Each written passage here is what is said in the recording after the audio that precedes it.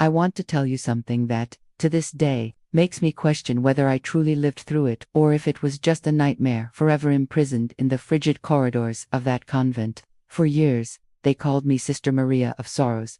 Beautiful name, isn't it? But only those who lived within those walls know the weight it carried. If you want to know how it all unfolded, stay with me. I am the so-called Blessed One, and what I'm about to reveal will shake you to your core. I entered the convent at 19, convinced I was answering a divine calling that I would serve God, care for the poor, and live a humble, blessed life. My mother wept with emotion the day I left, and I carried only a small suitcase of clothes and my father's worn-out Bible. At first, everything seemed as pure as the scriptures promised. Dawn prayers, soft hymns, the scent of freshly baked bread wafting from the kitchen. But within months, I began noticing things that didn't add up. The convent was led by Mother Albina, a stern woman whose eyes seemed to pierce straight through your soul. Nothing escaped her gaze yet. There was someone above even her, Father Celestino. He was the only man permitted in the convent's most restricted quarters, always under the guise of private confessions. We were taught to obey without question. Then, one evening, while assisting in the infirmary, I heard the first whisper. Sister Clarice, the quietest among us, was sobbing softly, clutching her stomach. Something was wrong. She trembled, avoiding eye contact. When I asked if she needed help, she only whispered, "God will forgive me, sister. I didn't want this.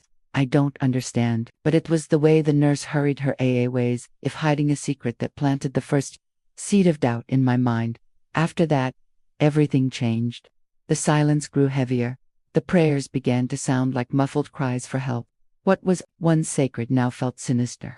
Then, a second sister fainted in the refectory, and her story was even more disturbing than Clarice's. And that, my child, was only the beginning. That night, after Sister Luciana collapsed, no one spoke a word. We sat in suffocating silence, as if an invisible shroud had fallen over us. Mother Albina ordered everyone to their cells and forbade discussion. But I saw how Luciana's body trembled, the sweat on her brow, the way her hand rested protectively over her abdomen, just like Clarice, the same terrified look. Sleep abandoned me for days. I started noticing details I'd once ignored: hushed nighttime departures, Father Celestino's spiritual visits to the sister cells, always behind closed doors for too long. The women who received him returned, altered, withdrawn, broken, and soon the symptoms emerged: morning nausea, fainting spells, silent weeping. One midnight, hurried footsteps echoed in the hallway. I pretended to sleep, but left my door slightly ajar. Two nurses were half carrying Sister Teresa, nearly unconscious, toward the infirmary. A lantern swung in one's hand, casting dancing shadows on the walls. The shuffling of their slippers was hypnotic and chilling. The next day, Teresa was absent from choir. When I asked, Mother Albina snapped, "She's in prayer." But later, in the orchard, the eldest Sister Serafina whispered the truth. "She isn't praying. She's recovering from something none of us should ever endure." My mind reeled. I began connecting the signs, the silences, the averted gazes, until a horrifying suspicion took shape. What if the sin wasn't theirs? What if it was being forced upon them? I decided to follow the trail of silence. One night, hidden behind the sacristy's heavy curtain, I witnessed the unthinkable. Sister Ruth, barely 18, entered with downcast eyes. Then came Father Celestino. The door clicked shut. The antique clock ticking mocked my terror. What followed made my stomach turn. Honeyed words, paternal tones, a hand on her shoulder feigning compassion, and her hollow compliance, as if this were just another inescapable ritual. I stifled a scream. This wasn't devotion. It was as blessing.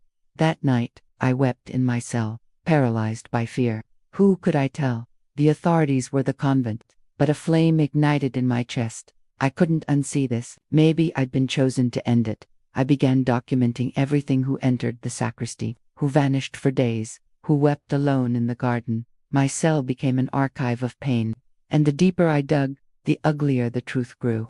Then I discovered the locked house at the convent's rear, the reliquary, they called it. Only Mother Albina and two nurses had keys. The ground around it was barren, as if even nature recoiled. One afternoon, I saw two sisters carrying a shrouded wooden chest inside.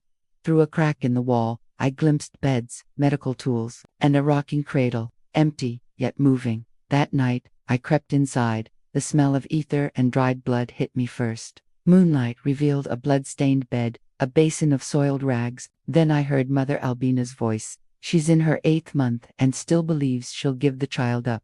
Little does she know, its fate is already sealed. Someone was pregnant, again, and they wouldn't let her choose. The next day, I spotted Sister Magdalena in the refectory, her swollen face, the way she cradled her belly beneath her habit. She was the one, in the herb garden. She confessed between trembling breaths, "I'm not the first, and I won't be the last." Then she handed me a folded paper, a list of names. Sisters who'd disappeared over the years. Beside each, a lie, transferred, sent home. I knew 3 of them. They'd had no families to return to. At the top, one line shattered me. Inns lost the baby, in silence. My old cell met the one who'd bled out one night and vanished by dawn. This wasn't an isolated sin. It was a system. When Magdalena went into labor, I helped her escape through a hidden passage.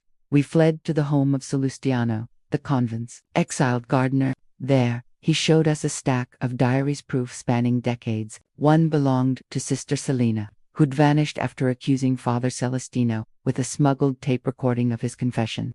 We reached Clara, a journalist who'd survived the same horrors. As we handed her the evidence, a black car pulled up. Sister Veronica, once our jailer, now our ally, held them off while we ran. "Take the truth with you," she urged. "Don't let silence win again." We made it to Clara's safe house. As she played the tape, Father Celestino's voice filled the room. "The pregnant ones are sent away before the 4th month. To avoid scandal." Clara's hands shook. "This needs more than a denunciation. It needs light." But as we planned our next move, 3 knocks sounded at the door, a coded signal. Clara paled. Only one person knew that rhythm. When she opened it, I could scarcely believe who stood there. Epilogue: the truth that refuses to be buried. This story, though shrouded in darkness, is not unique. It echoes in the silenced corners of institutions worldwide. Benedicta, Magdalena, Veronica, their names represent all who've been gagged by power. All who've seen too much yet kept their hearts beating for justice. Because in the end, what saves us isn't the loudest scream. It's the silence that finally speaks. Systems built on secrets fear just one thing: a crack of courage. Let this story remind you, once truth is seen, it cannot be unseen. You've now heard it. You've borne witness. What will you do?